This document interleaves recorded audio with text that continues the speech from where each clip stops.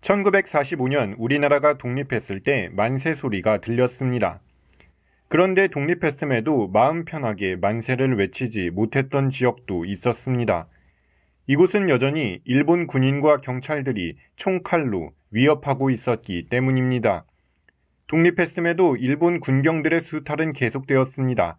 총칼로 주민들을 위협하며 횡포와 수탈을 일삼았고 심지어 주민들한테 배급해야 할 곡물도 다 태워버리는 만행을 저질렀습니다.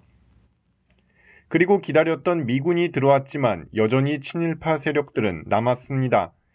미군정의 적은 이제 더는 일본이 아니라 소련이었기 때문입니다. 소련을 견제하고자 우리나라를 운영하는 데에 익숙했던 친일 세력들을 그대로 두는 선택을 했습니다. 이 지역뿐만 아니라 전국에서 이러한 현상이 나타났고 결국 친일 청산의 길은 그렇게 멀어져 갔습니다.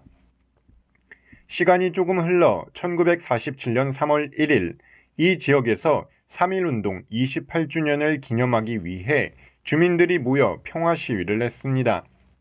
사람들은 3.1운동 만세를 외쳤던 당시 사람들처럼 만세를 외치며 평화롭게 시위를 했습니다. 그런데 시위 도중 기마경찰 말발굽에 어린이가 치이는 사고가 발생했습니다. 하지만 경찰은 사과하지 않고 그대로 갔습니다. 이 모습을 지켜본 목격자들은 분노하여 경찰을 쫓아가기 시작합니다. 놀란 경찰이 계속 도망가자 분노한 시민들은 돌을 던지며 항의했습니다. 경찰들은 이를 폭동으로 보아 발포하였고 이로 인해 6명이 사망했습니다. 희생자 중에는 젖먹이를 하는 어머니와 초등학생 아이도 있었습니다. 이들은 시위에 참여하지 않았습니다. 무관한 사람들의 죽음에 주민들의 분노는 더욱 커졌습니다. 책임자 처벌과 사과를 요구했지만 경찰은 정당방위라고 주장했습니다. 이에 분노한 주민들은 총파업에 돌입했습니다. 일부 경찰들도 경찰의 품격을 지켜달라며 파업에 동참했습니다. 하지만 경찰은 총파업을 한 모든 사람을 공산주의자들로 매도합니다. 당시 좌우 대립이 극에 달해 있었던 상황이기에 공권력에 항의하면 공산주의자로 보았던 것입니다. 그래서 대대적으로 경찰을 동원해 시위를 진압했습니다. 또한 시위에 참여했던 경찰들을 모두 해고하고 그 자리에 극우단체인 서북청년단 소속 사람들로 채웠습니다. 이제 경찰 집단은 친일 출신과 극우 성향의 사람들이 대부분을 차지하게 되었습니다. 이러한 상태에서 1년이 흘렀습니다. 당시 남한만의 단독 선거가 확정되자 이 지역에서 활동했던 공산주의 세력인 남로당이 남한만의 단독 선거를 반대하며 투표소를 불태우는 사건이 발생합니다. 또한 이들은 경찰서를 급습했고 그 결과 경찰이 사망했습니다. 이러한 상황에서 이 지역은 투표소 과반 미달로 무효 처리되는 상황이 발생합니다. 3곳의 투표소 중에서 2곳이 부결 처리되었던 것입니다. 정권 수립 후 이러한 상황을 지켜본 이승만 대통령은 이곳 사람들이 남한만의 단독 선거를 반대한다는 뜻으로 생각했고 이를 자신에 대한 도전으로 여겼습니다. 이후 이 지역에 계엄령을 선포하고 군대를 동원하였습니다.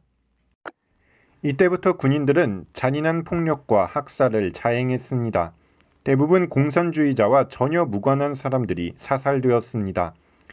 토벌대가 파악한 공산주의 무장 세력은 500명이었지만 실제 학살 피해자는 3만에 달했기 때문입니다.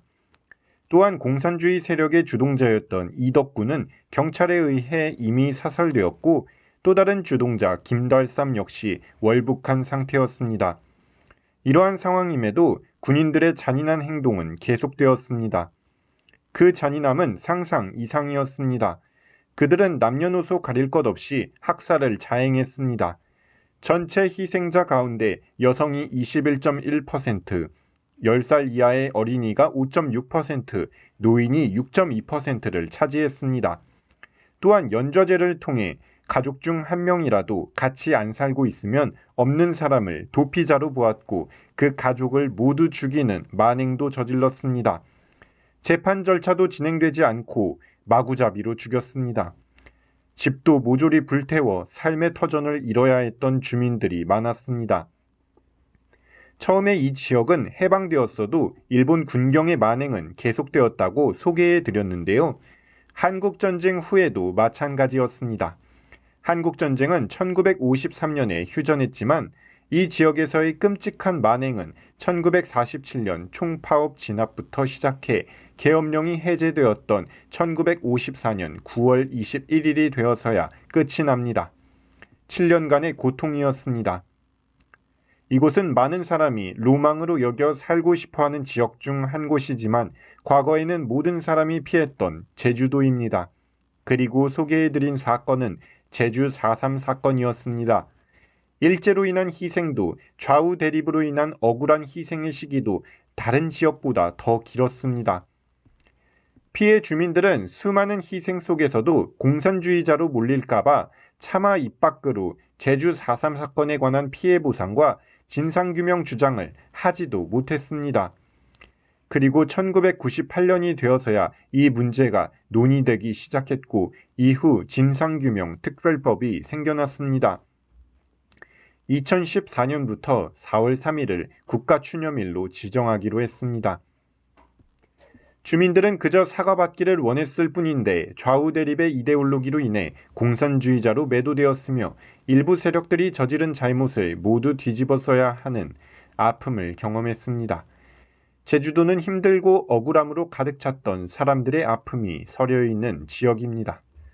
제주도는 아름다운 지역이지만 여전히 아픔을 치유해 가고 있는 지역임을 잊지 말자는 의미에서 한 유족분의 회고를 읽어드리며 마칩니다.